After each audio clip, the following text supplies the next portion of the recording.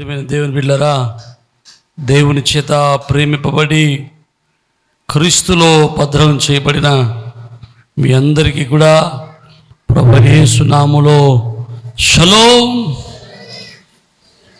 దేవుని కృపా సమాధానాలు ప్రభు మనలకు అనుగ్రహించును గాక. ప్రియమైన దేవుని బిడ్డలారా, మరొక పర్యాయము మనం ఈ విధంగా ప్రభుని ఆరాధించే ప్రభు భాగ్యాన్ని ప్రభు మనకి ఇచ్చారు. ఒకవేళ ఎవరైనా మాతో కలిసి ప్రభుని ఆరాధించాలని ఆశపడితే టీవీ ద్వారా వర్తమానం వింటున్న వారిని, యూట్యూబ్ ద్వారా వర్తమానం వింటున్న వారిని ప్రేమతో ఆహ్వానిస్తున్నాం. దయచేసి ఈ సమయాన్ని ప్రభు కోసం వాడదాం. మనందరం కలిసి ప్రభుని ఆరాధన చేద్దాం. ఒకవేళ మీరు ఏ సంఘానికి చెందిన వారైతే, ఏ సంఘానికి వెళ్లకుండా ఉన్నట్లయితే మాతో కలిసి ఆరాధించడానికై మిమ్మల్ని ప్రేమతో ఆహ్వానిస్తూ ఉన్నాం. నమ్మిన వారు దేవునికి స్తోత్రం చెబుదామా? హల్లెలూయా. దేవుని యొక్క వాక్యంలోనికి వెళ్దాం. దేవుని మాటలు మనం ధ్యానం చేయడానికి ప్రయత్నం చేద్దాం. పరిశుద్ధ లేఖనాల నుండి అపోస్తుల కార్యగ్రంథము 23వ అధ్యాయం మొదటి వచనాన్ని మనం చదువుకుందాం. పౌలు మహాసభ వారిని తేరుచూచి, సహోదరులారా, నేను నేటి వరకు కేవలము మంచి మనస్సాక్షి గలవాడనై దేవుని ఎదుట నడుచుకునుచుంటినని. ఆమేన్, హల్లెలూయా. ప్రియమైన దేవుని బిడ్డలారా, అపోస్తలుడైనటువంటి పౌలు మాట్లాడుతూ ఒక విషయాన్ని జ్ఞాపకం చేస్తూ ఉన్నాడు. ఏంటి ఆ విషయం అంటే, మనస్సాక్షి అనే సందర్భాన్ని, అనే మాటను ఇక్కడ అపోస్తలుడైన పౌలు ఉపయోగిస్తూ ఉన్నాడు. ఈ మనస్సాక్షి అంటే ఏంటి అని ఒకసారి ఆలోచన చేస్తే, మనస్సాక్షి అంటే హృదయంలో ఒక భాగం. అది కనబడని పదార్థం. కనబడేటువంటి ఈ పదార్థ జీవితంలో కనబడని పదార్థం హృదయం అయితే, ఆ హృదయంలో ఉన్నటువంటి మరొక భాగమే మనస్సాక్షి. బైబిల్లో మనస్సాక్షి అనేటువంటి పదం క్రొత్త నిబంధనలోనే కనబడుతుంది, కానీ పాత నిబంధనలో అస్సలు మనకు కనబడదు. పాత నిబంధన అంతా కూడా హృదయము, హృదయాలోచనలు, మనస్సు అన్నట్టుగానే సంబోధింపబడింది. కానీ కొత్త నిబంధనలోకి వచ్చేసరికి మనస్సాక్షిని సంబోధిస్తూ, యాహాను మనస్సాక్షిని సంబోధించాడు. ఎక్కువ పర్యాయాలు అపోస్తలుడైన పౌలు గారు మనస్సాక్షిని సంబోధించుతూ మాట్లాడాడు. పేతురు కూడా తన యొక్క గ్రంథంలో, తన పత్రికలో మనస్సాక్షి గురించి మాట్లాడాడు. అసలు ఈ మనస్సాక్షి అంటే ఏంటి? మనస్సాక్షి అనేటువంటి పదాన్ని వాడుక భాషలో అంతర్వాణి అని రాశారు. మీకు దూరవాణి తెలుసా? దూరవాణి అంటే ఏంటంటే, ఆకాశవాణి తెలుసా? ఏంటంటే అది రేడియో, వార్తలంట రేడియో. దూరవాణి అంటే టెలిఫోను. చరవాణి అంటే మొబైల్ ఫోను. అంటే చరవాణి అంటే కదులుతూ మాట్లాడగలిగింది, దూరవాణి అంటే దూరం నుంచి మాట్లాడగలిగింది, ఆకాశవాణి అంటే ఆకాశంలో నుంచి మాట్లాడేది. మరి అంతర్వాణి అంటే అంతరంగములో మాట్లాడేది. అంతే, గొప్ప మాట, మర్మమే లేదు. అంతర్వాణి అంటే అంతరంగములో మాట్లాడేది. అంతరంగములో మాట్లాడేదాన్నే మనస్సాక్షి అన్నారు. అంటే అంతర్వాణి అంటే మనస్సాక్షి అంటే మాట్లాడేది, అంటే మనస్సుతో మాట్లాడుతుంది, మనతో మాట్లాడుతుంది. అయితే ఈ మనస్సాక్షి అనేటువంటిది బైబిల్లో చాలా రకాలుగా ప్రస్తావించబడింది. చూడండి, చూస్తే బైబిల్లో మనం చూస్తే అపోస్తుల కార్యగ్రంథం 24:16 నిర్దోషమైన మనస్సాక్షి అని ఉంది. కొరింథీ మొదటి పత్రిక 8వ అధ్యాయం 12వ వచనంలో బలహీనమైన మనస్సాక్షి అని ఉంది. తిమోతి 1:5 మంచి మనస్సాక్షి అని ఉంది. తిమోతి 3:9 పవిత్రమైన మనస్సాక్షి అని ఉంది. 1 తిమోతి 4:3 వాత వేయబడిన మనస్సాక్షి అని ఉంది. 2 తిమోతి 1:4 నిర్మలమైన మనస్సాక్షి అని ఉంది. తీతుకు 1:15 అపవిత్రమైన మనస్సాక్షి అని ఉంది. దేవునికి స్తోత్రం, హల్లెలూయా. అంటే మనస్సాక్షి ఒకటే, కానీ దాని గుణగుణాలు గురించి చెప్పుకుంటే దానికి ఉన్న గుణాన్ని బట్టి జ్ఞాపకం చేసుకుంటే నిర్దోషమైనదిగాను, బలహీనమైనది, మంచి మనస్సాక్షి, పవిత్రమైన మనస్సాక్షి, వాతవేయబడిన మనస్సాక్షి, నిర్మలమైన మనస్సాక్షి, అపవిత్రమైన మనస్సాక్షిగా దాన్ని భక్తులు వివరించి చెబుతూ వచ్చారు. అసలు మనస్సాక్షి అనేటువంటిది ఎక్కడుంటుంది, ఎలాగుంటుంది, దాని ప్రారంభం ఏంటి, ఆ మనస్సాక్షి మనుషులు ఎలాగ పని చేస్తుందో కొన్ని విషయాలు మనం నేర్చుకోవడానికి మనం ప్రయత్నం చేద్దాం. మనస్సాక్షి అనేటువంటిది మనిషిలో దేవుడు పెట్టినటువంటి గొప్ప వరం. అదొక వరం లాంటిది. దేవుడు మనిషికి ఇచ్చిన గొప్ప వరం ఏంటంటే మనస్సాక్షిని కలిగి ఉండటమే. ఈ మనస్సాక్షి ఎలాంటిది అంటే, ఈ మనస్సాక్షి ఒక దైవజనుడు ఏమని చెప్పాడంటే, ఈ మనస్సాక్షి అట నొప్పి లాంటిదట. ఎలాంటిది? నొప్పి లాంటిది. నొప్పి మంచిదా చెడ్డదా? చెడ్డది. మీ దృష్టిలో అది చెడ్డది. రవి జకరియా అని ఒక మంచి దైవజనులు ఉన్నారు. ఆయన ఒక పుస్తకంలో ఒక స్టోరీ రాశారు. ఆయన ఏంటి ఆ స్టోరీ అంటే, ఢిల్లీలో ఒక 7-8 సంవత్సరాలు ఉన్నటువంటి ఒక పాపను తీసుకుని హాస్పిటల్కి వస్తే డాక్టర్ గారు కాళ్ళ మీద పడి ఏడుస్తున్నారట. అయా, నా బిడ్డను బాగు చేయండి అని. ఆ డాక్టర్ అడిగాడట, ఏమైందమ్మా, ఏంటి సమస్య ఏంటని అడిగితే, నా బిడ్డ శరీరంలో నొప్పి అనేటువంటిది లేదండి. ఈ నొప్పి లేకపోవడం వల్ల శరీరానికి ఏది తగిలినా తనకి ఏమీ తెలియడం లేదు. బ్లేడ్ గీసుకున్నా తెలియడం లేదు, ముళ్ళు గుచ్చుకున్నా తెలియడం లేదు, మేకు గుచ్చుకున్నా తెలియడం లేదు, ఏదైనా శరీరంలో బలహీనతలు కలుగుతున్నా తెలియడం లేదు, పుండులు కాస్తున్నా తెలియడం లేదు. అలా తెలియకపోవడం వల్ల బిడ్డ శరీరంలో చాలా బలహీనమైపోతూ ఉంది. దయచేసి ఈ శరీరంలో నిప్పు కలిగేటట్టు ఏదైనా మందేవండి, వైద్యం చేయండి అని చెప్పి వారు గొల్లున ఏడుస్తూ ఉన్నారట. అంటే శరీరంలో నొప్పి ఉండటం మంచిదా చెడ్డదా అంటే మంచిదే. మరక మంచిది అన్నట్టు నొప్పి మంచిది. దేవునికి స్తోత్రం. నిప్పుంటే ఏం తెలుస్తుంది? నీ శరీరంలో బలహీనత ఎక్కడ ఉంది, నా శరీరంలో లోపం ఎక్కడ ఉంది, నీ శరీరంలో సరి చేసుకోవాల్సినది ఏముంది, నీ శరీరంలో రోగం ఎక్కడుంది అనేటువంటిది తెలుస్తుంది. తద్వారా వైద్యం, సరైనటువంటి వైద్యం జరిగించుకోవడానికి అవకాశం కలుగుతుంది. చాలామంది కుష్ఠవ్యాధిగ్రస్తులు ఉంటారు. ఈ కుష్ఠవ్యాధిగ్రస్తులు శరీరంలో వచ్చినటువంటి పుళ్ళు, ఆ వేళ్ళ దగ్గర కానీ కాళ్ళ దగ్గర కానీ పుళ్ళు వేసిన చోట వాళ్ళకి కుష్ఠవ్యాధి ఉన్న వాళ్ళకి నొప్పి తెలియదు. కుష్ఠవ్యాధిగ్రస్తులకు నొప్పి తెలియదు.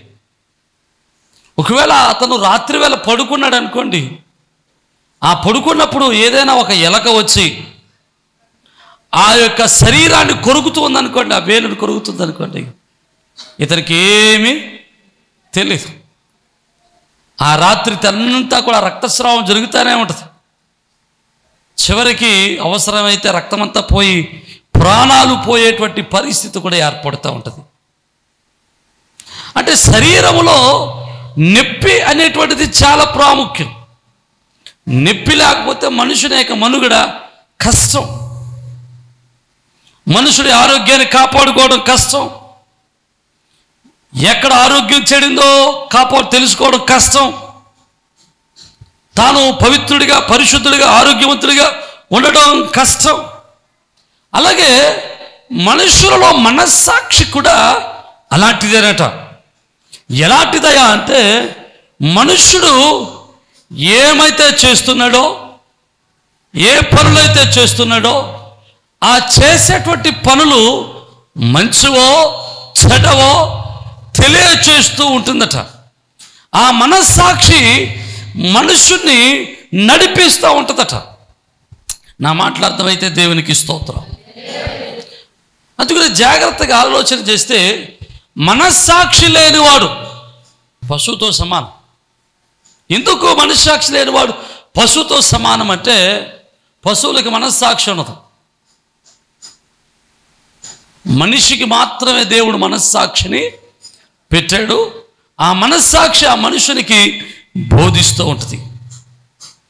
జాగ్రత్తగా ఆలోచన చేస్తే మనుషుడికి మనస్సాక్షి బోధించేటప్పుడు ఏమి బోధిస్తుంది? ఏమి బోధిస్తుందంటే రెండు విషయాలు మీకు జ్ఞాపకం చేస్తా. దేవుడు మనస్సాక్షిని దేవుడు మనుషునికి పెట్టినప్పుడు ఓ మంచి మనస్సాక్షిగా పెట్టాడట. చూడండి, ప్రసంగి గ్రంథంలో ఒక చక్కటి మాట ఉంటుంది. ప్రసంగి గ్రంథంలో 7వ అధ్యాయం చివరి మాటలో మనం చూస్తే ఏమనగా, దేవుడు నరులను యథార్థవంతులుగా పుట్టించెను కానీ వారు వివిధమైన తంత్రములు కల్పించుకుని ఉన్నారు. దేవుడు మనుషుని ఎలా తయారు చేశాడు? యథార్థవంతుడిగా, మంచి మనస్సాక్షి కలిగిన వాడిగా తయారు చేశాడు. అంటే దేవుడు మనుషులో మనస్సాక్షి పెట్టినప్పుడే యథార్థమైన మనస్సాక్షిని పెట్టాడు. మీకు మంచి మాట చెప్తాను, మీకు అర్థం అవడానికి. అర్థం అవ్వచ్చు, అర్థం అవ్వకపోవచ్చు, అర్థం చేసుకోవడానికి ప్రయత్నం చేయండి. మనం ఎప్పుడైనా స్మార్ట్ ఫోన్ కొన్నాం అనుకోండి, స్మార్ట్ ఫోన్ కొత్తప్పుడు ఆ సీల్ తీయగానే, ఫోన్ ఆన్ చేయగానే, ఆ ఫోన్ లాక్ తీయగానే మనకు సంబంధం లేని యాప్లన్నీ అందులో కనబడతాయి. గూగుల్ క్రోమ్ అని, గూగుల్ ఫొటోస్ అని, గూగుల్ డ్రైవ్ అని, ఇలా కొన్ని గూగుల్లోని ఆండ్రాయిడ్కి సంబంధించినట్టు గూగుల్లోకి సంబంధించిన కొన్ని యాప్లు డిఫాల్ట్గా ఉంటాయి అందులో. ఆ ఫోను కంపెనీ వాడి యొక్క యాప్లు 1-2 యాప్లు అందులో డిఫాల్ట్గా ఉంటాయి. అవి మనం ఇన్స్టాల్ చేసుకున్నాయి కాదు, కంపెనీ వాడే ఇన్స్టాల్ చేసి పెట్టినాయి. అలాగే దేవుడు మనలో మనస్సాక్షి పెట్టినప్పుడు డిఫాల్ట్ సిస్టమ్ని పెట్టాడు. ఏంటి ఆ డిఫాల్ట్ సిస్టమ్ అంటే, రోమా పత్రికలో మనం చూస్తే ఒక చక్కటి మాట ఉంటుంది. చూడండి, రోమిలకు రాసినటువంటి పత్రిక 2వ అధ్యాయం 15వ వచనంలో 14-15 వచనాలు చదవండి, చూద్దాం ఒకసారి. ధర్మశాస్త్రము లేని అన్యజనులు స్వాభావికంగా ధర్మశాస్త్ర సంబంధమైన క్రియలను చేసిన ఎడల ధర్మశాస్త్రం లేకపోయినను తమకు తామే ధర్మశాస్త్రమైనట్టుగా ఉన్నారు. అట్టివారి మనస్సాక్షి కూడా సాక్ష్యమిచ్చుచుండగను వారి తలంపులు ఒకదాని మీద ఒకటి తప్పు మోపుచు లేక తప్పు లేదని చెప్పుచుండగను ధర్మశాస్త్ర సారము తమ హృదయములందు వ్రాయబడినట్లు చూపుచున్నారు. ఇక్కడ పౌలు గారు చెప్పేటువంటి మాట ఏంటంటే, ధర్మశాస్త్రం లేని అన్యులంటే దేవుడు ఎలా తీర్పు తీరుస్తాడో చెప్తున్నాడు. ఎవరిని తీర్పు తీర్చడం? అన్యస్తులు, అన్య దేశస్తులు, అన్య మతస్థులు, అన్యులు. అన్యుడంటే క్రైస్తవ్యంలోనికి వేరుగా ఉన్నవాడు, వాక్యమునకు వేరుగా ఉన్నవాడు. చూడండి, ప్రపంచంలో ఇంకా సువార్త అందని ప్రాంతాలు చాలా ఉన్నాయి, వాక్యం అందని ప్రాంతాలు చాలా ఉన్నాయి. వారెవరికి సువార్త అందలేదు, కానీ చాలామంది చచ్చిపోతున్నారు. మరి సువార్త అందకుండా చనిపోయిన వారు ధవళ సింహాసనం ఎదుట నిలబడినప్పుడు దేవుడు ఏమని ఎలా తీర్పు తీరుస్తాడు? మీరు యేసు ప్రభువుని నమ్ముకోలేదు కాబట్టి మీరు నరకానికి పోండి, అలాగంటే అందరూ నరకానికి పోతారు. మరి ధర్మశాస్త్రం లేని వారికి, సువార్త అందిన వారికి ఏ విధంగా దేవుడు తీర్పు తీరుస్తాడయ్యా అంటే, వారి హృదయాలలో వ్రాయబడిన ధర్మశాస్త్రము అనగా మనస్సాక్షిని ఆధారం చేసుకుని దేవుడు వారికి తీర్పు తీరుస్తాడు. నా మాటలు అర్థమైతే దేవునికి స్తోత్రం. హల్లెలూయా.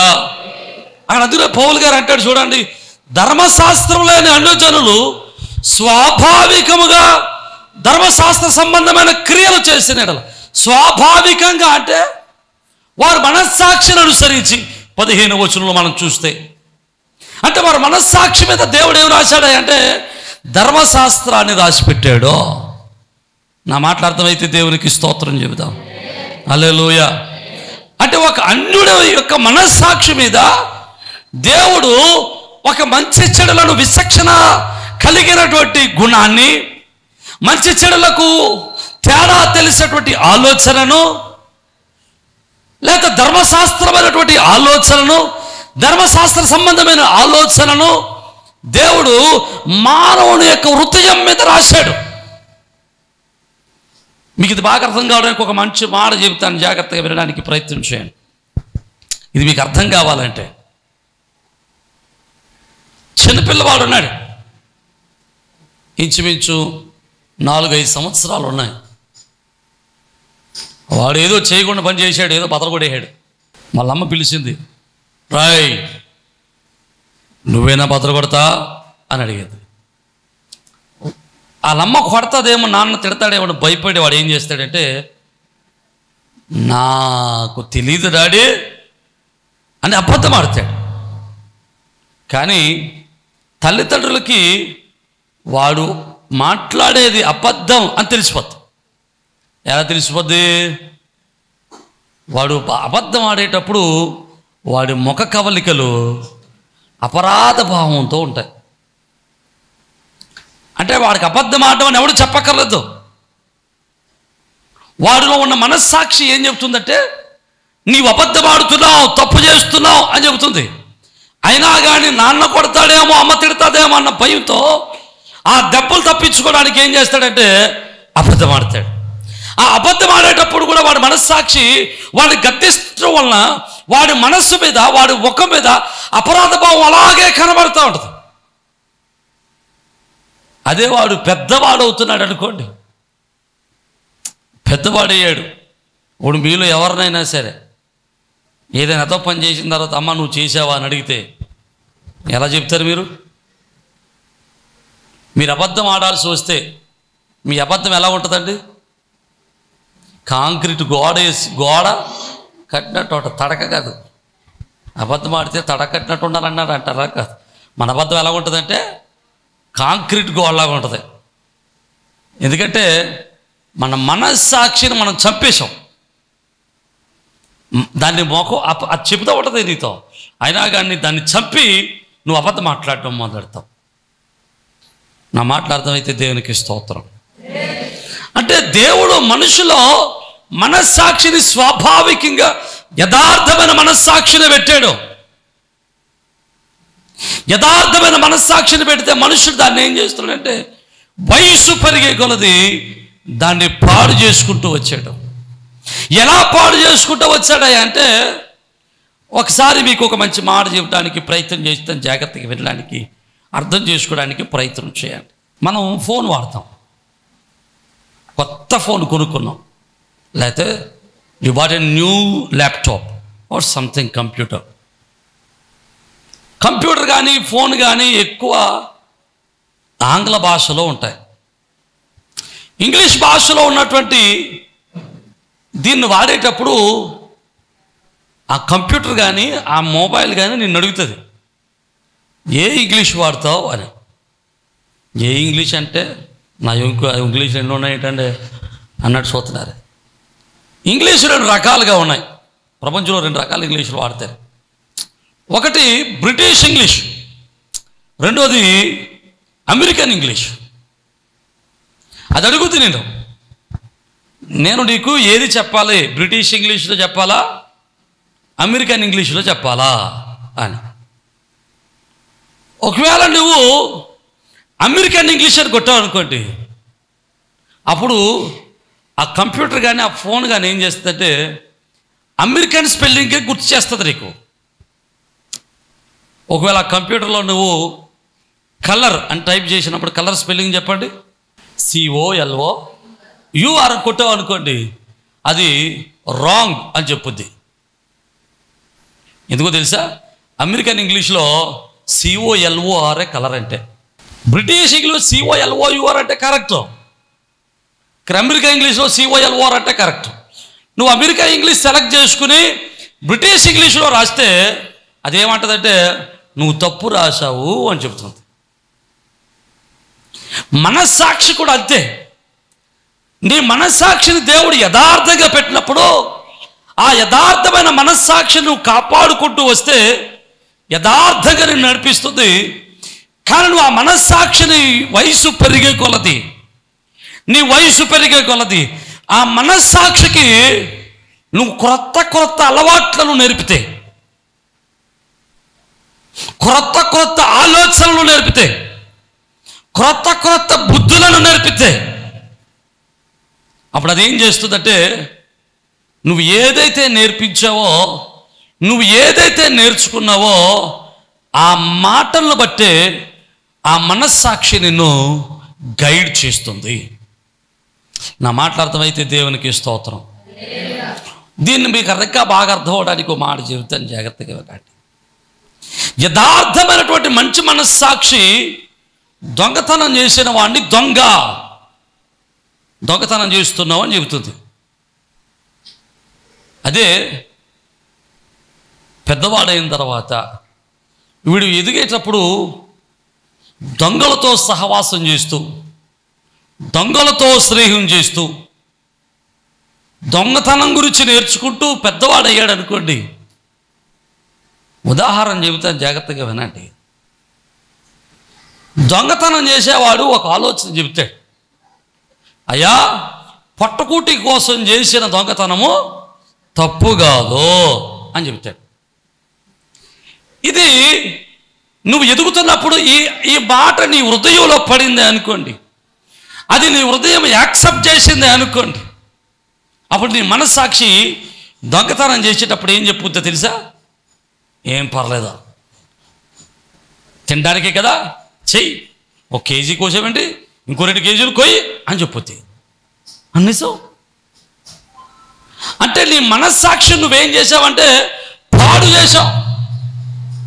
నీ మనస్సాక్షి యథార్థంగా ఉన్నటువంటి మనస్సాక్షిని, పవిత్రంగా ఉన్నటువంటి మనస్సాక్షిని నువ్వేం చేసావంటే నువ్వు అభ్యాసం చేసేటప్పుడు దానికి చెడు మాటలు నేర్పించావు. అందుకని అపోస్తలుడైన పౌలు అపోస్తల కార్యగ్రంథం 24వ అధ్యాయము 16వ వచనంలో ఒక చక్కటి మాట అంటాడు, ఈ విధమైన నేనను దేవుని ఎడలను మనుషుల ఎడలను ఎల్లప్పుడూ నా మనస్సాక్షి నిర్దోషమైనదిగా ఉండునట్లు అభ్యాసము చేస్తున్నాను. ఐ డూ ఎక్సర్సైజ్ అంటాడు. అంటే నేను అభ్యాసం చేస్తున్నాను, నా మనస్సాక్షితో నేను అభ్యాసం చేస్తున్నాను, నేను లెర్న్ చేస్తున్నాను. ఐఆమ్ లర్నింగ్ అంటాడు. ఐ డూ ఎక్సర్సైజ్ అంటాడు. అంటే మనస్సాక్షి నిర్దోషంగా ఉంచుకోవడానికి, నిర్దోషమైన మనస్సాక్షి ఉంచుకోవడానికి మనుషుడు ఏం చేయాలంటే అభ్యాసము చేయాలి. అభ్యాసం చేయడం అంటే దానికి నేర్పాలి, ఆ మనస్సాక్షికి నేర్పించాలి. నా మాటలు అర్థమైతే దేవునికి స్తోత్రం. అంటే నువ్వు నేర్చుకునేటప్పుడు దేన్నైతే నేర్పుతావో ఆ మనస్సాక్షి నీకు అదే చెబుతుంది. వ్యభిచారం చేయడం తప్పు కాదా, పెళ్ళి అవ్వకుండా ఎలాగైనా బతికాయి అని చెప్పిందనుకో, నువ్వు ఏదైనా చేస్తావు. శరీరంలో వయసు ఉండగానే నువ్వు అనుభవించాలి అని చెప్పి నన్ను నేర్పవనుకో, నువ్వు ఇంట్లో తప్పులు చేసినా, ఎంతమందితో తిరిగినా అది ఎప్పుడు నీకు తప్పు పట్టదు మనస్సాక్షి. ఎందుకంటే నీ మనస్సాక్షి నువ్వు అది నేర్పించావు కనుక. నా మాట్లాడుతున్న వారు చెప్పాలి దేవునికి స్తోత్రం, హల్లెలూయా. కానీ అపోస్తలుడైన పౌలు అంటాడు, నేను అభ్యాసం చేస్తున్నాను, నా మనస్సాక్షిగా నేను నేర్పిస్తున్నాను. ఏం నేర్పిస్తున్నాడు? నిర్దోషమైనదిగా ఉండడానికి, ఆ నిర్దోషమైనదిగా కనబడడానికి, ఆ మనస్సాక్షి మంచిగా ఉండడానికి అతడు అభ్యాసం చేస్తున్నాడట. ప్రియమైన దేవుని బిడ్డలు, ఒక మంచి మాట చెప్పి నేను ముగించడానికి ముందరకు వెళ్ళడానికి ప్రయత్నం చేస్తే జాగ్రత్తగా వినండి. దావీదు ఒకరోజు సౌలు తరుముతూ ఉంటుంటే ఒక గుహలోకి వెళ్ళి దాక్కుంటాడు. ఆ గుహలోకి వెళ్ళి దాక్కున్నప్పుడు ఆ గుహలో దావీదు ఉన్నాడు అన్న సంగతి సౌలు తెలియక సౌలు ఏం చేస్తాడంటే సంకన్నవర్తికి వెళ్తాడు. సంకన్నవర్తి అంటే ఏంటి? మన తెలుగులో చెప్పుకోవాలంటే బాత్రూమ్కి వెళ్ళాడు. ఇంగ్లీష్లో అయితే సంకన్నవర్తి. దేవునికి స్తోత్రం. మరి సంకన్నవర్తి అంటే ఎవరు తెలుస్తుందంటే మనకు తెలిసిందే తెలుగు. లోపలికి వెళ్ళిన తర్వాత దావీదు లోపల ఉన్నాడు. లోపల ఉన్న వాడిని తట్టిన లోపల దావీదు ఉన్న వాళ్ళు అన్నారు, దావీదా, నీ శత్రువు నీకు ఒంటరిగా దొరికాడు, చేసేదమా చంపేదమా అంటాడు. అప్పుడు దావీదు అంటాడు, దేవుని చేత అభిషేకింపబడిన వాడిని నేనేమి చేయను, చంపకూడదు. అయినప్పటికీ దావీదు ఏం చేస్తాడంటే, సమూయేలు మొదటి గ్రంథము 24:5 చూస్తే అతడు పై వస్త్రపు చెంగును ఒక ముక్క కోసుకొస్తాడు. 5 చదువుతాడు. అంటాడు, చదవండి, సౌలు యొక్క పై వస్త్రమును తాను కోసెనని దావీదు మనస్సు నచ్చి, దేవునికి స్తోత్రం, దావీదు మనస్సు నచ్చుకున్నట్ట. అంటే దావీదు యొక్క మనస్సు, దావీదు యొక్క హృదయము, దావీదు యొక్క మనస్సాక్షి ఏం చెబుతుందో తెలుసా? ఒక అభిషక్తుని యొక్క వస్త్రాన్ని నువ్వు కోసావు, నువ్వు తప్పు చేశావు అని చెప్పింది. ఎందుకు దావీదు యొక్క హృదయము ఆ విధంగా చెప్పింది? దావీదు హృదయంలో ఏముందో తెలుసా? 119వ కీర్తన 11వ వచనం చదువుదాం, చూడండి. 119వ కీర్తన 11వ చరణం.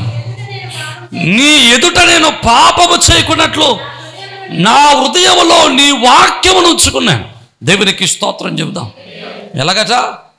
నీ ఎదుట నేను పాపం చేయకుండా నా హృదయంలో ఏమి ఉంచుకున్నాను? వాక్యాన్ని ఉంచుకున్నాను. బైబిల్ అంటాడు, నీ హృదయం అనే పలకల మీద రాసుకోమంటాడు. అంటే మన హృదయం అనే పలక మీద వాక్యాన్ని రాసుకోవాలి. దావీదు హృదయం అనే పలక మీద వాక్యాన్ని రాసుకున్నాడు కనుక ఆ వాక్యము దావీదుని ఏం చేసింది? పాపము చేయకుండా ఆపింది. అతని యొక్క మనస్సాక్షి అతన్ని నిందిస్తూ ఉంది. నువ్వు ఎవరి వస్త్రం కోసావో తెలుసా? ఒక అభిషక్తుని వస్త్రం కోసావు. మీకు విషయం చెప్పరా? దేవుని చేత అభిషేకింపబడిన వాడి యొక్క వస్త్రం కోస్తేనే దావీదు యొక్క హృదయం అంతా నొచ్చుకుంటే, మనస్సాక్షి అంత నొప్పిస్తే, ఈరోజు దేవుని సేవకుల్ని తిట్టే వాళ్ళు ఎంతమంది లేరండి? దేవుని చేత అభిషేకింపబడినటువంటి సేవకుల్ని అవమానపరిచే వాళ్ళు ఎంతమంది లేరండి? దేవుని యొక్క సేవకుల యొక్క హృదయాలను గాయపరిచే వారు ఎంతమంది లేరండి? నా మాట అర్థమవుతుంటే ఒకసారి దేవునికి స్తోత్రం, హల్లెలూయా. వస్త్రం చెంగుకోతేనే మనసు ఒప్పుకోవట్లేదు, వాక్యం చెప్పుకోవట్లేదు. అలాంటిది సేవకుడు తిడితే, సేవకుడు వ్యతిరేకంగా పనులు చేస్తే, సేవకుడు అనరాని మాటలంటే, సేవకుడు వ్యతిరేకంగా కుయుక్తులు పండితే దేవుడు ఊరుకుంటాడంటారా? ఊరుకుంటాడా? ఊరుకోడా? దేవునికి స్తోత్రం, హల్లెలూయా. దేవునికి వ్యతిరేకంగా, దేవుని సేవకునికి వ్యతిరేకంగా పనులు చేసి అనేక మంది నష్టపోయిన వాళ్ళు చాలామంది ఉన్నారు. లక్షలాది రూపాయలు నష్టపోయిన వాళ్ళు ఉన్నారు. లక్షలాది రూపాయలు వ్యవసాయాల్లో నష్టపోయిన వాళ్ళు ఉన్నారా?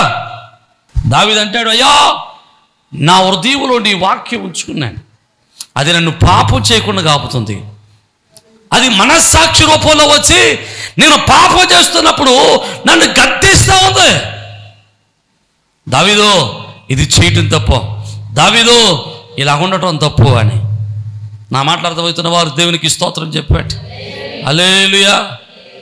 మీకు ప్రతిసారి వాక్యం చెప్పేటప్పుడు వాక్యాన్ని ఉన్నట్టుగా గద్దిస్తూ ఎందుకు మాట్లాడతామంటే ఆ వాక్యం మీ హృదయాల్లోనికి వెళ్ళి మీ మనస్సాక్షి మిమ్మల్ని నడిపిస్తుందని. మీ హృదయాలలో వాక్యం రాయబడితే ఆ వాక్యము మీ హృదయాలు మీ ప్రవపంలో పడిపోకుండా కాపాడుతుందని మా ఉద్దేశం. అంతేగాని మిమ్మల్ని తిట్టాలని కానీ మిమ్మల్ని అనాలని కానీ మీరు చేసే తప్పులను బట్టి మిమ్మల్ని ఎత్తి చూపించాలని కానీ మా ఉద్దేశం కాదు. మీరు మంచి మనస్సాక్షి కలిగిన వారై ఉండాలని వాక్యము ద్వారా వాక్యం అనే ఉదక స్నానం చేపిస్తూ మీకు మంచి మనస్సాక్షి కలిగి ఉండాలని వాక్యాన్ని బోధిస్తూ ఉన్నాం. నా మాట అర్థమైతే దేవునికి స్తోత్రం చెప్పాడు. హల్లెలూయా. ప్రియమైన దేవుని బిడ్డలారా, దేవుని యొక్క వాక్యాన్ని వినేటువంటి మీలో మనస్సాక్షి పనిచేస్తూ ఉంటుంది. ఎలా పనిచేస్తూ ఉంటుంది?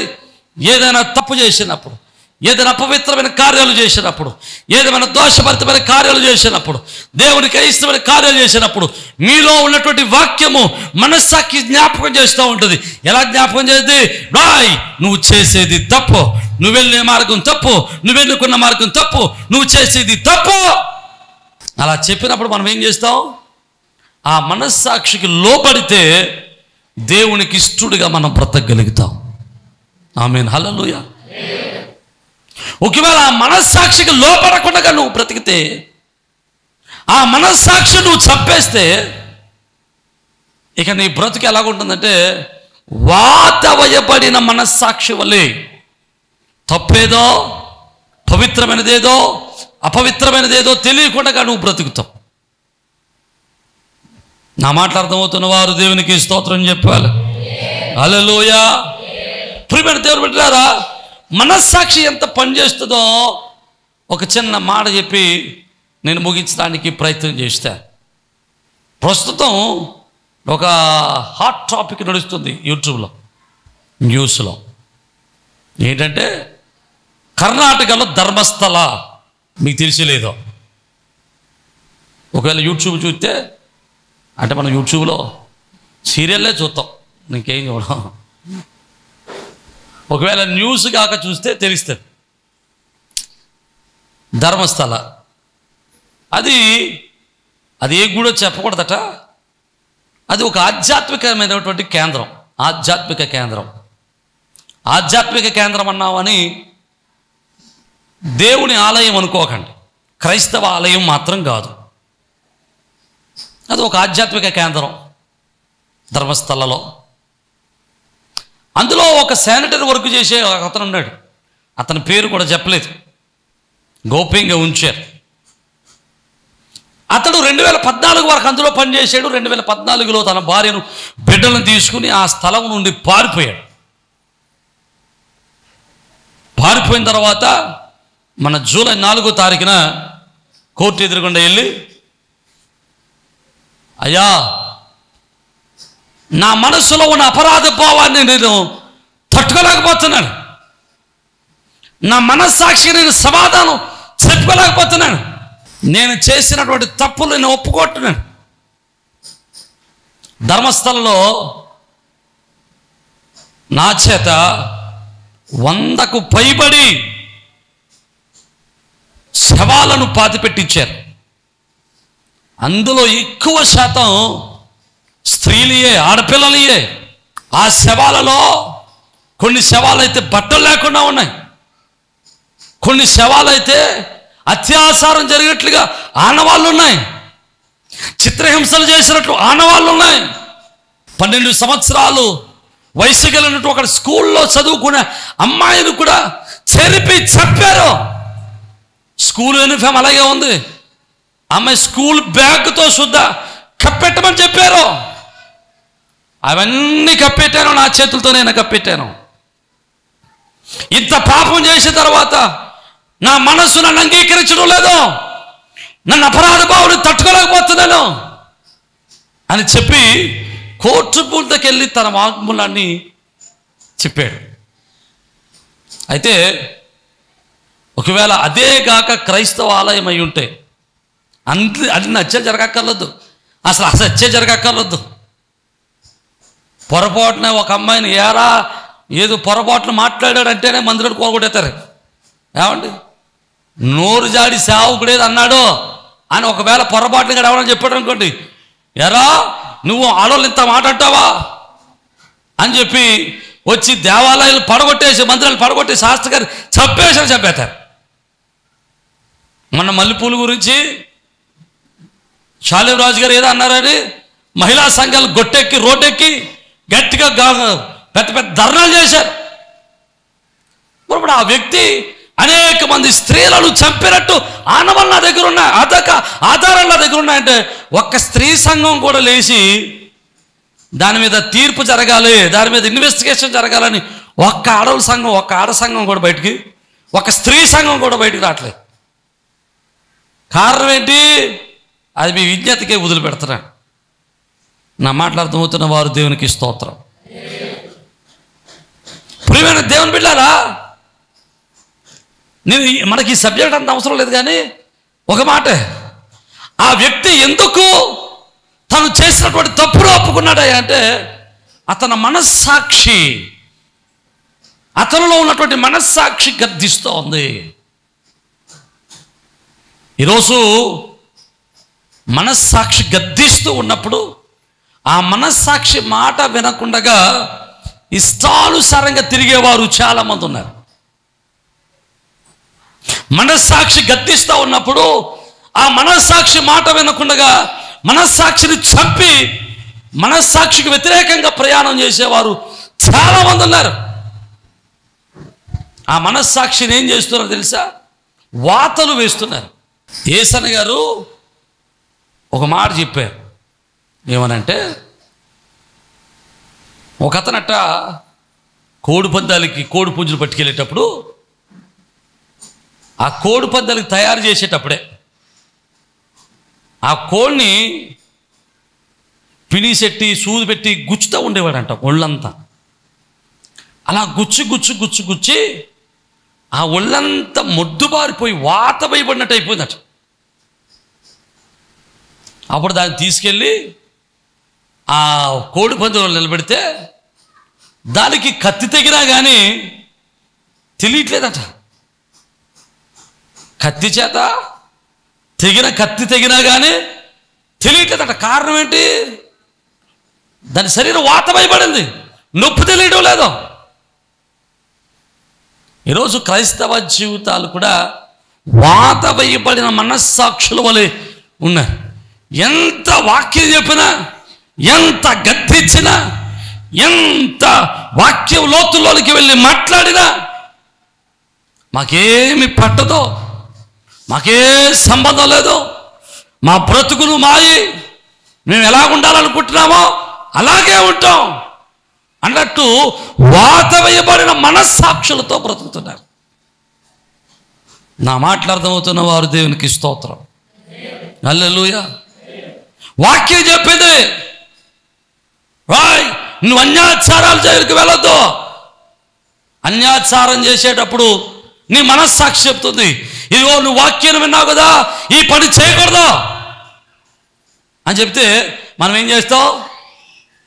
ఆ మనస్సాక్షిని చంపి నోరు మీద నీకేం తెలీదు, దేని దారి దాందే. ఒక క్రైస్తవుడిగా నువ్వు శకునాలు చూడకూడదు. వాక్యం చెప్పింది. ముహూర్తాలు లేకుండా మనం ఏమీ చెయ్యం. ముహూర్తాల దగ్గరికి వెళ్ళేటప్పుడు వాక్యం చెప్తుంది, మనస్సాక్షి చెప్తుంది నువ్వు చేసేది తప్పు. అప్పుడు మనస్సాక్షిని మనం ఏం చేస్తాం? నోర్మి నీకేమీ తెలీదు, మా మామగారు ఒప్పుకోరు, మా తాతయ్య గారు ఒప్పుకోరు, మా అల్లుడు ఒప్పుకోడు. మన మనస్సాక్షిని ఏం చేస్తూ ఉంటామంటే చంపేస్తూ ఉంటాం. అదే వాత వేయబడిన మనస్సాక్షి. ఇక మనస్సాక్షి పనిచేయదు. ఎప్పుడైతే ఇక మనస్సాక్షి పని చేయటం ఆగిపోతుందో మనుష్యుడు మృగంలాగా తయారవుతాడు. మనుష్యుడు మృగాలుగా తయారవుతాయి. ఎలా తయారవుతారు సరే మృగాలు అంటే, మణిపూర్లో ఇద్దరు ఆడోళ్ళని వివస్త్రులు చేసి ఒంటి మీద బట్టలన్నీ తీసి దారుణంగా ఊరంతా ఊరేగించి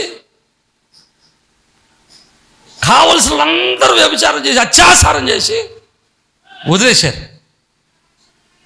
అది చేసేటప్పుడు వాళ్ళ మనస్సాక్షి వాళ్ళు గద్దించినది కారణం ఏంటి తెలుసా? వాళ్ళు మృగాల్లా తయారైపోయారు.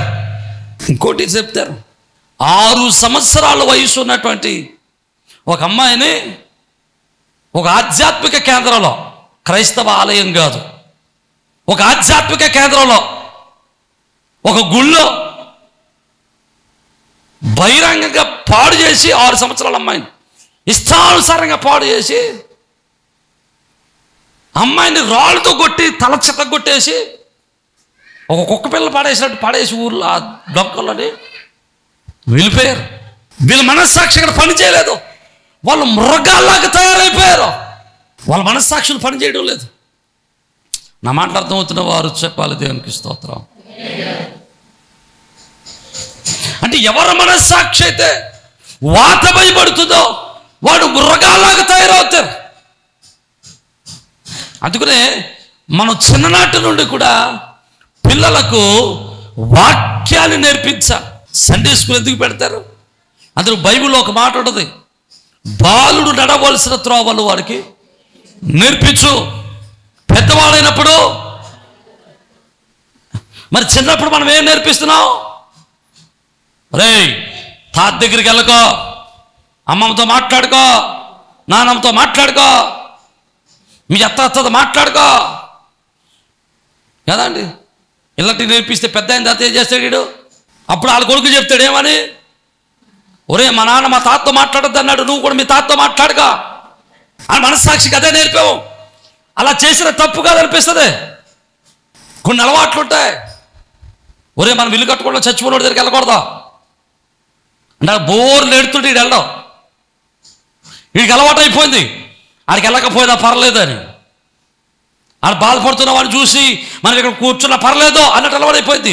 పెద్ద అయిన తర్వాత తల్లిదండ్రులు ఏడుస్తున్నా కానీ పట్టించుకోని మనస్తత్వం వాడికి వచ్చింది. అందుకనే చిన్ననాటి నుండి సరి అయినటువంటి విధానాన్ని, సరి అయినటువంటి మనస్సాక్షిని, సరి అయినటువంటి వాక్య విధానాన్ని మన పిల్లల హృదయాల్లో మనం పెట్టగలిగితే పెద్దవారు అయినప్పుడు ఖచ్చితంగా ఆ వాక్యాన్ని అనుసరించి జీవించడానికి అవకాశం కలుగుతుంది. నమ్మితే దేవునికి స్తోత్రం చెబుదాం. హల్లెలూయా. మీకు మంచి మాట చెబుతాను. ఓ తల్లి నాతో చెప్పింది, చిన్నప్పుడట ఆ పిల్లలు తన్నదట, ఏమనో తెలుసా? ఓయ్ మీకేమి ప్రార్థన అక్కర్లేదో, మీరు ఇంటి దగ్గర ఉండండి, ఇల్లు సొత్తం ఉండండి, నేను ప్రార్థనకి వెళ్ళి వస్తాను అందట. చిన్నప్పుడు ఇలాగే చెప్పేదట. పిల్లలందరూ ప్రార్థనకి వెళ్తుంటే వీళ్ళు మాత్రం ప్రార్థనకు వచ్చేవారు కాదట. వాళ్ళలాగా ఉంటారు, పిల్లలాగా ఉంటారా? వాళ్ళు పెద్దోళ్ళు అయ్యారు, పెళ్ళిళ్ళు అయ్యాయి, పిల్లలు పుట్టారు, తాగుబోతులు అయ్యారు. ఇప్పుడు అంటుందటలమ్మ, ఒరే ప్రార్థనకి వెళ్తారంటరా అంటే నువ్వు వెళ్ళు. కారణం ఏంటి? చిన్నప్పుడు వాడికి ఏమి నేర్పించావు? నువ్వు ఇంటికాడ ఉండటం నేర్పించావు, ప్రార్థన రాకుండా నేర్పించావు, ప్రార్థనకి మానేసి ఉండటం నేర్పించావు. పెద్దవాడినప్పుడు అలాగే ఉంటాడు. నా మాటలు అర్థమవుతున్న వారు దేవునికి స్తోత్రం చెప్పండి. హల్లెలూయా. అందుకనే ప్రియమైన దేవుని బిడ్డలారా, మనం పిల్లలకు చిన్ననాటి నుండి యథార్థత, నీతి, న్యాయము, ప్రేమ, భక్తి మనం అలవాటు చేయగలిగితే వారు పెద్దవారైనప్పుడు వాటి నుండి తొలగిపోకుండా వారి మనస్సాక్షి వారిని కాపలా కాస్తూ ఉంటుంది. నమ్మితే దేవునికి స్తోత్రం చెబుతాం. ఒకవేళ నీ మనస్సాక్షిని చప్పుకొని నువ్వు బ్రతుకుతుంటే అది ఖచ్చితంగా దేవుడికి దూరం చేస్తుంది, నీ జీవితాన్ని పాడు చేస్తుంది, నేను ఒక మృగలా మారుస్తుంది. నన్ను ఈ మాటలు చెప్పడం చివరిగా, ఈరోజు నీ మనస్సాక్షి శుద్ధమైన మనస్సాక్షిగా ఉందా? లేకపోతే అపవిత్రమైన మనస్సాక్షిగా ఉందా? ఇప్పుడు ఎలా తెలుస్తుంది నా మనస్సాక్షి శుద్ధమైన మనస్సాక్షి, అపవిత్రమైన మనస్సాక్షి అని? ఎవడ మనస్సాక్షి ఆడికే రైట్ కదా. దొంగతేషం చేసేవాడికి ఆడి కరెక్ట్గా ఉంటుంది. మరి ఇప్పుడు ఏది కరెక్ట్, ఏది తప్పు, ఏది రైట్ అని ఎలా తెలుస్తుంది? ఏది ఒప్పు, ఏది మంచి మనస్సాక్షి, ఏది తప్పుడు మనస్సాక్షి అనేటువంటిది ఎలా తెలుస్తుంది?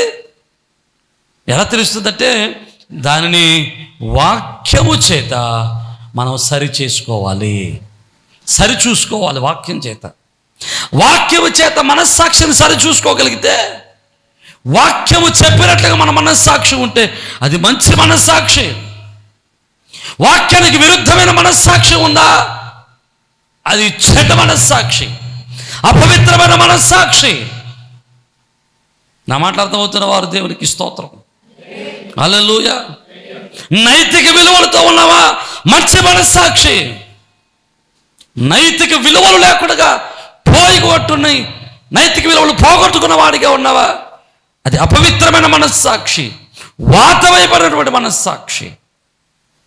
ఒకవేళ ఇప్పుడు నీ మనస్సాక్షి పాడైపోయి ఉంటే, నీ మనస్సాక్షి చెడిపోయిన మనస్సాక్షిగా ఉంటే, మరి దాన్ని ఎలా శుద్ధి చేసుకోవాలి? వాక్యంలో అంటే ఎబ్రీయులకు రాసినటువంటి పత్రికలో మనం జ్ఞాపకం చేసుకుంటే, ఎబ్రీయులకు రాసినటువంటి పత్రికలో మనం చూస్తే 9వ అధ్యాయం 14వ వచనంలో చూస్తే, క్రీస్తు యేసు రక్తము నిర్జీవ క్రియలను విడిచి జీవగల దేవుని సేవించుటకు మీ మనస్సాక్షిని ఎంతో ఎక్కువగా శుద్ధి చేయను. దేవునికి స్తోత్రం. దేవుని యొక్క వాక్యం మనల్ని ఏం చేస్తుందట? క్రీస్తు రక్తం మీ మనస్సాక్షిని శుద్ధి చేస్తుందట. నమ్మిన వారు దేవునికి స్తోత్రం. అంటే మన మనస్సాక్షిని శుద్ధి చేసుకోవాలంటే క్రీస్తు రక్తంలోనికి రావాలి. అందుకనే క్రీస్తు రక్తములో కడగబడిన వారు పాపము చేయటం అసాధ్యం. ఇప్పటి వరకు ఇన్ని అత్యాచారాలు, ఇన్ని మానభంగాలు, ఇన్ని దొంగతనాలు, బ్యాంకు దోపిడీలు, లోకంలో ఒకరి మీద ఒకరు పడి చంపుకోవడాలు ఇన్ని జరుగుతున్నాయి కదా. ఇన్ని జరుగుతున్నటువంటి ఈ యొక్క అత్యాచారాల్లో కానీ, దొంగతనాల్లో కానీ, బ్యాంకు దోపిడీల్లో కానీ ఎక్కడైనా ఒక క్రైస్తవుడు కనబడుతున్నాడండి నీకు? ఎవరైనా ఒక క్రైస్తవుడు ఫలానా అమ్మాయిని పాడు చేసి చంపాడన్న మాట వస్తుందండి? ఎవరైనా క్రైస్తవుడు వెళ్ళి పలానోడు కొట్టి చంపేసాడన్న మాట వస్తుందండి? ఎక్కడైనా ఒక క్రైస్తవుడు వెళ్ళి బ్యాంకు దోపిడీ చేశాడన్న మాట వస్తుందండి? ఎక్కడైనా క్రైస్తవుడు వెళ్ళి ఒక గ్రామాన్ని పాడు చేశాడు, ఒక వ్యక్తిని పాడు చేశాడు, ఒక గుడిని పాడు చేశాడు, ఒక దేవాలయాన్ని పాడు చేశాడు అన్న మాట వస్తుందండి? రాదా? ఎందుకు తెలుసా? క్రైస్తవుని యొక్క మనస్సాక్షి క్రీస్తు రక్తము చేత కడగబడి శుద్ధి చేయబడుతుంది. శుద్ధి చేయబడిన క్రీస్తు మనస్సాక్షి కలిగిన వారమై, శుద్ధి చేయబడిన మనస్సాక్షి కలిగిన వారమై క్రైస్తవుడు పాపము జోలికి పోకుండా, పాపపు జీవితము జోలికి పోకుండా, పాపపు జోలికి పోకుండా తన పవిత్రమైన పాప జీవితాన్ని కాపాడుకుంటూ ఉన్నాడు. నమ్మిన వారు దేవునికి స్తోత్రం. హల్లెలూయా, హల్లెలూయా. వాడు మనస్సాక్షి చెప్పదే నువ్వు చేసేది తప్పు అని, వాడి మనస్సాక్షి వాడిని ఒప్పు చేయనవదా? ఎందుకు తెలుసా? వాడి మనస్సాక్షి క్రీస్తు రక్తము చేత శుద్ధి చేయబడింది. నమ్మిన వారు దేవునికి స్తోత్రం చెబుదాం. హల్లెలూయా. ఈరోజు అంటాను, ఒకవేళ నీ మనస్సాక్షి అపవిత్రమైన మనస్సాక్షిగా ఉందేమో, ఒకవేళ నీ మనస్సాక్షి నువ్వు చేస్తున్న తప్పేది కూడా రైట్ ఒప్పు అంటూ నీ మనస్సాక్షి నుండి పాడు చేస్తుందేమో, వాతమైబడిన మనస్సాక్షిగా నీ మనస్సాక్షిని నువ్వు మార్చేసుకున్నావేమో. ఈరోజు నీ జీవితాన్ని ప్రభువుకు అప్పగించి శుద్ధమైన మనస్సును కలిగి క్రీస్తు రక్తంలో కడగబడితే నీ మనస్సాక్షి శుద్ధి చేయబడుతుంది, పరిశుద్ధపరచబడుతుంది. తద్వారా నీ జీవితము పరిశుద్ధ మార్గంలో నడిపించబడుతుంది. నమ్మితే దేవునికి స్తోత్రం. హల్లెలూయా. ఈరోజు నేనంటాను, నువ్వు ప్రతిరోజు వాక్యం వింటే, ప్రతిరోజు వాక్యాలు చదివితే మరింతగా నీ మనస్సాక్షి శుద్ధి అవుతూ ఉంటుంది. ఆమేన్. హల్లెలూయా. అలాంటి గొప్ప శుద్ధమైన మనస్సాక్షిని ప్రభు నీకు నాకు మనందరికీ అనుగ్రహించి తన కృపలో బలపరచును గాక. తలలో ఉంచండి, ప్రార్థన చేద్దాం. ఒకసారి మన మనస్సాక్షిని మనం పరిశీలన చేసుకుందాం. నీ మనస్సాక్షి వాక్యానుసారమైన మనస్సాక్షేనా, వాక్యానికి విరుద్ధమైన మనస్సాక్ష? వాక్యం చెప్పినట్టు నీ మనస్సాక్షి నిన్ను నడవమని చెబుతుందా? వాక్యానికి విరుద్ధంగా నీ మనస్సాక్షి నిన్ను నడిపిస్తుందా? నీ మనస్సాక్షి ఎలా నడిపిస్తుందో? నీ మనస్సాక్షిని వాతమైపోయిన మనస్సాక్షి కలిగి ఉన్నావేమో నువ్వు. ఈరోజు నీ మనస్సాక్షిని శుద్ధి చేసుకో, నీ మనస్సాక్షిని పరిశుద్ధపరుచుకో. పరిశుద్ధుడును కృప కలిగిన తండ్రి, జీవాధిపతి, మహిమోన్నతుడా, మహిమ గల దేవ, ఆశ్చర్యకరుడు, ఆలోచనకర్త, నిచ్చునకు తండ్రి, సమాధానాధిపతి, మీ గణనామాన్ని బట్టి మీకే కృతజ్ఞతాస్తుతులు చెల్లిస్తూ ఉన్నాం. అయ్యా ఇగో తండ్రి, దినమందు నీ వాక్యంలో ఉండి కొన్ని విషయాలు మేము నేర్చుకున్నాం. మంచి మనస్సాక్షి కలిగిన వారమై మేము జీవించు మనస్సు మాకు దయచే. మంచి మనస్సాక్షి కలిగిన వారమై మా జీవితాలు మేము నడిపించుకోవడానికి కృప చూపించాం. అయ్యా ఒకవేళ మా మనస్సాక్షి చెడినదై, అపవిత్రమైనదై, అయ్యా ఇగో తండ్రి చెడు కార్యాల వైపు మమ్మల్ని నడిపిస్తుందేమో. ఒకవేళ మా మనస్సాక్షి చెడినదైతే, మా మనస్సాక్షి అపవిత్రమైనదైతే, వాతమైపోయిన మనస్సాక్షిగా మారితే, అయ్యా ఇగో తండ్రి క్రీస్తు రక్తము చేత మా మనస్సాక్షిని కడగండి నాయన, మా అంతర్వాణిని కడగండి ప్రభువా. నీ పరిశుద్ధతను మాకు దయచే, నీ కృప చేత నడిపించి మీరు మహిమ పొందండి. వాక్యం వింటున్న ప్రతి ఒక్కరి జీవితాల్లో అయా వారి జీవితాల్లో మంచి మనస్సాక్షి కలిగిన వారై నిన్ను ఆరాధించు మనస్సును, నిన్ను ఘనపరచు మనస్సును మీరు దయచేసి మీరే మహిమ పొందమని యేసు పరిశుద్ధ నామమును బట్టి మిమ్మల్ని స్తుతించి వేడుకొనుచున్నాము మా పరమ తండ్రి. ఆమేన్.